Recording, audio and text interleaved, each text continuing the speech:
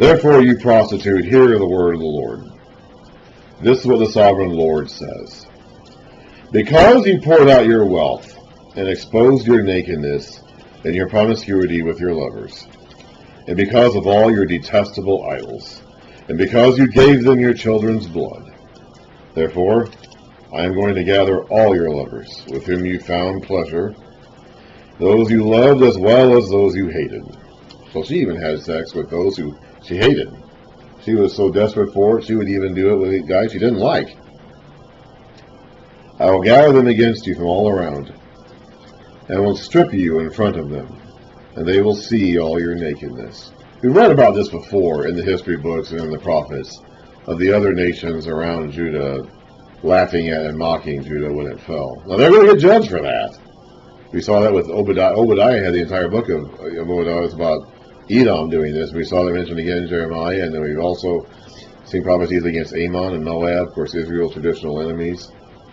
And Ammon even sent an usurper into the land after the invasion, this Ishmael guy, to cause trouble after the invasion was over. So they were all around, aware of it, waiting for it to happen, and were giddy that it did happen, very excited. They're going to get punished for that. But in the midst of Judah's own suffering, it's going to happen where these other nations around them could see it. I will gather them against you from all around, and will strip you in front of them, and they will see all your nakedness. I will sentence you to the punishment of women who commit adultery and who shed blood. I'll bring upon you the blood vengeance of my wrath and jealous anger. Then I will hand you over to your lovers, and they will tear down your mounds and destroy your lofty shrines. Elsewhere in the Old Testament, we call these the high places, the places where they offered incense and engaged in their illicit acts. They will strip you of your clothes and take your fine jewelry and leave you naked and bare. They will bring a mob against you who will stone you and hack you to pieces with their swords.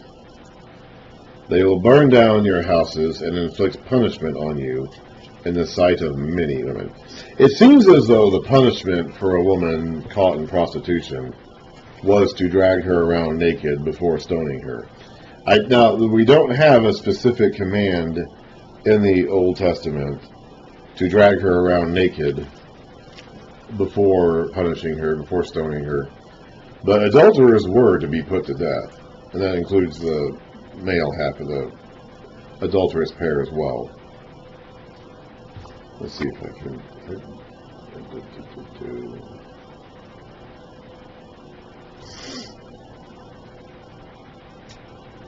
It's just as an example, in Leviticus 20:10, verse 10, if a man commits adultery with another man's wife, the wife of his neighbor, both the adulterer and the adulteress must be put to death. So that was very, that was a command. It was supposed to be both of them. Now we really don't ever hear about the man being caught and put to death. It doesn't seem as though they spent all that much effort trying to catch male adulterers and put them to death. It doesn't seem like it. We don't get that mentioned very often in the scriptures.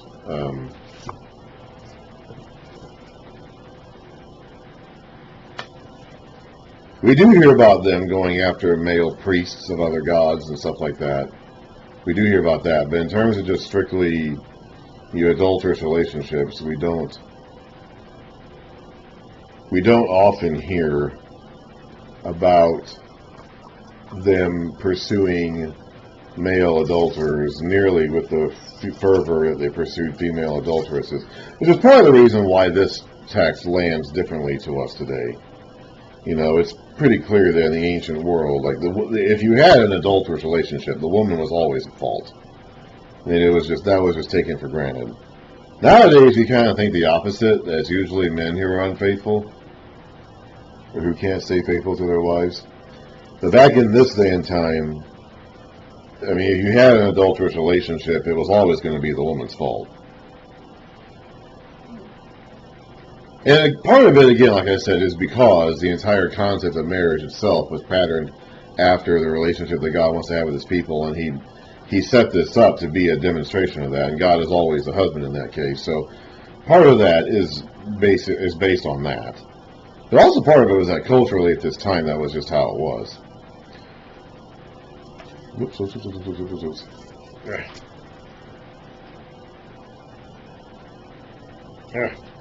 I keep misreading that.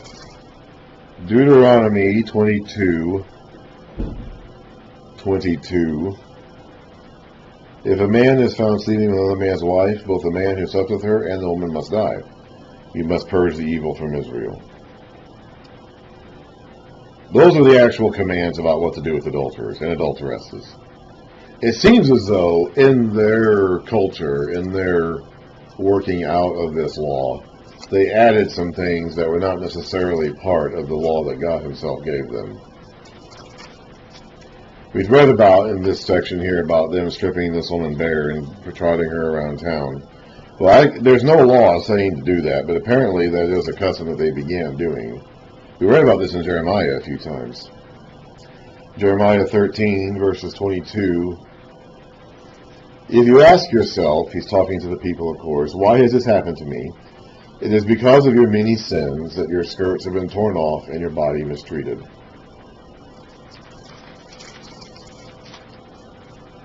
A few verses later, in verse 26, I'll pull up your skirts over your face that your shame may be seen, your adulteries and lustful neighings, your shameless prostitution.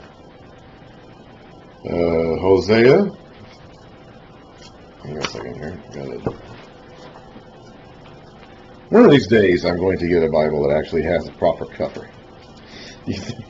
One of these days.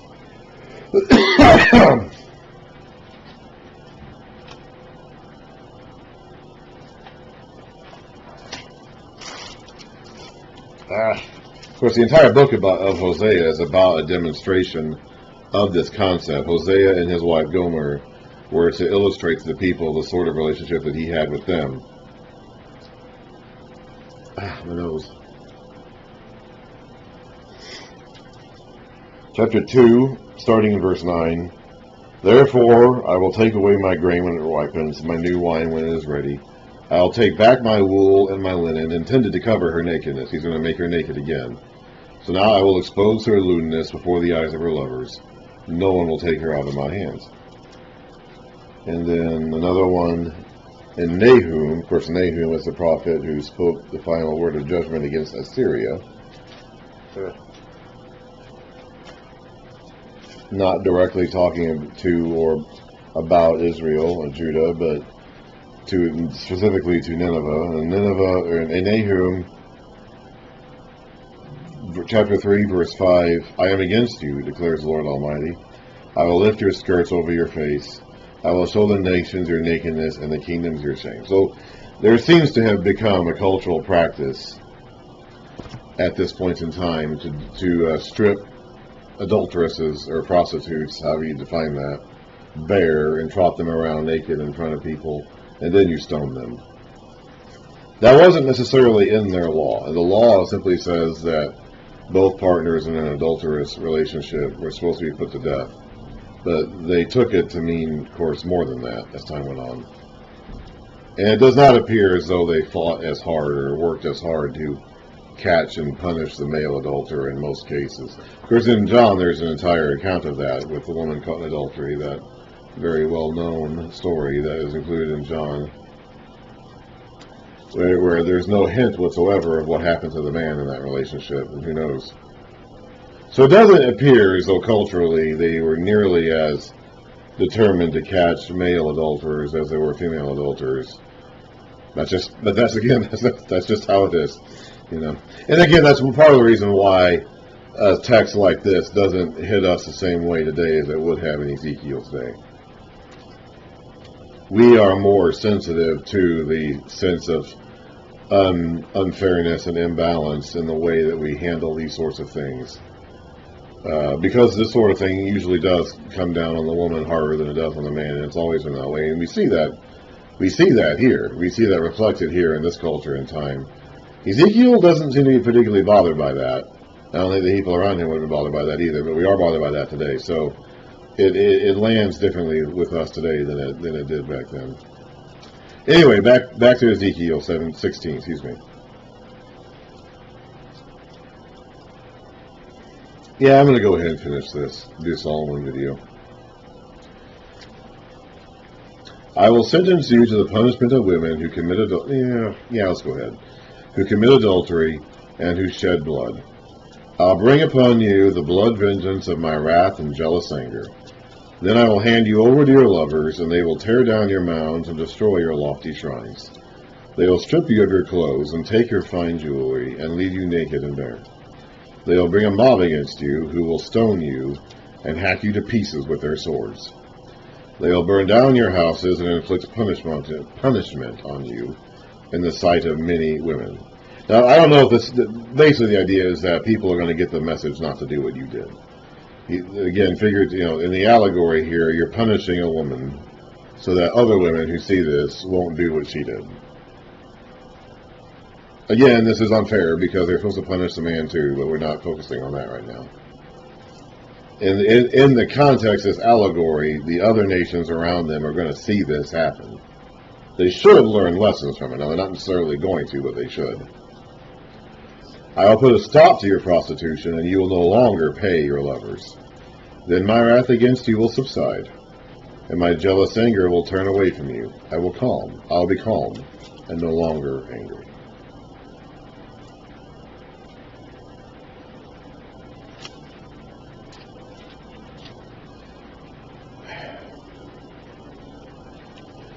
Because you do not remember the days of your youth, but enraged me with all these things, I will surely bring down on your head what you have done, declares the sovereign Lord. Did you not add lewdness to all your other detestable practices? Everyone who quotes Proverbs will quote this proverb about you. Like mother, like daughter. You are a true daughter of your mother, who despised her husband and her children, and you are a true sister of your sisters, who despised their husbands and their children.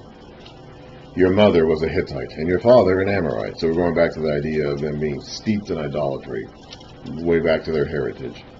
Your older sister was Samaria, who lived to the north of you with her daughters, and your younger sister, who lived to the south of you with her daughters, was Sodom. Now to the Jews, or the Hebrews, that would have been outrageously offensive to hear that. Sodom? You not only walked in their ways and copied their detestable practices, but in all your ways you soon became more depraved than they. As surely as I live, declares the sovereign Lord. How? Your sister Sodom and her daughters never did what you and your daughters have done. So he has to punish them. He would have to apologize to Sodom for punishing Sodom if he doesn't punish Judah for what Judah is doing, Jerusalem. Because Jerusalem is doing a lot worse than Sodom did, and he punished Sodom for what Sodom did, and Jerusalem is doing worse. He has to punish Jerusalem. Or else he has to go and apologize to Sodom. Now this was the sin of your sister Sodom. She and her daughters were arrogant, overfed, and unconcerned. They did not help the poor and the needy. They were haughty and did detestable things before me. Therefore, I did away with them, as you have seen. So that provides just a little bit of context to what Sodom did. We don't hear about some of that stuff in Genesis 18. We already know about the detestable things. He mentions that here. So we're not like we're hand-waving that away, but we're also saying that she had other problems too. Samaria did not commit half the sins you did. You have done more detestable things than they, and it made your sister seem righteous by all these things you have done. So it's like, God already punished Samaria and Sodom for worse crimes than you've committed. He's either going to have to punish you, or he's going to have to apologize to them. He can't let you go on in your sin without punishment, without making himself look inconsistent. Bear your disgrace, for you have furnished some justification for your sisters. Because your sins were more vile than theirs, they appear more righteous than you. So then, be ashamed and bear your disgrace. for you have made your sisters appear righteous. However, I will restore the fortunes of Sodom and her daughters, and of Samaria and her daughters, and your fortunes along with them, so you may bear your disgrace and be ashamed of all you have done in giving them comfort. And your sisters, Sodom with her daughters and Samaria with her daughters, will return to what they were before, and you and your daughters will return to what you were before.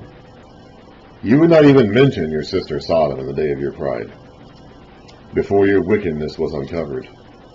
She considers herself to be quite righteous. Thank you very much. And it considered Sodom to be so unrighteous we couldn't even mention that.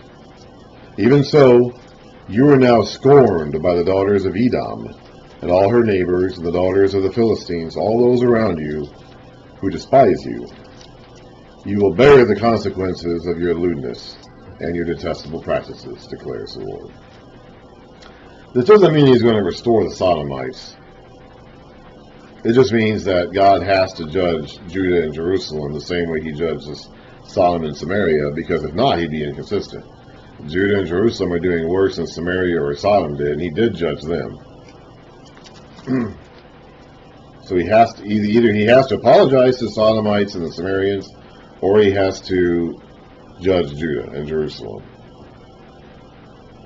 He can't let Judah and Jerusalem go on doing what they're doing and be consistent with the way he judged Samaria and Sodom already. This is what the sovereign Lord says. I will deal with you as you deserve, because you have despised my oath by breaking the covenant. Yet I will remember the days of the covenant I made with you. Yet I will remember the covenant I made with you in the days of your youth, and I will establish an everlasting covenant with you. There's the idea of a new covenant again. Doesn't make it as explicit as Jeremiah does in Jeremiah 31, but Ezekiel does refer to this new covenant a few times. Then you will remember your ways and be ashamed when you receive your sisters, both those who are older than you and those who are younger. I will give them to you as daughters, but not on the basis of my covenant with you. So I will establish my covenant with you, and you will know that I am the Lord. Then, when I make atonement for you for all you have done, you will remember and be ashamed, and never again open your mouth, because of your humiliation, declares the sovereign Lord. This is supposed to be a very striking lesson to the people. Obviously, it hits a lot differently today, because we have very different views on adulteresses and adultery, and punishing women for adultery, and kind of looking the other way when guys do the same thing, and this sort of vengeful attitude upon adulterous women, and which is clearly expressed here. Like this was something that really made the blood boil of these guys back in the day. They wanted to punish these adulterous women. We saw that back in Judah, with Judah and Tamar, in Genesis 37, I think it was 37, 38, I believe it was. Judah wanted to punish Tamar and bring her out and burn her to death, he said. So they were probably doing it. They were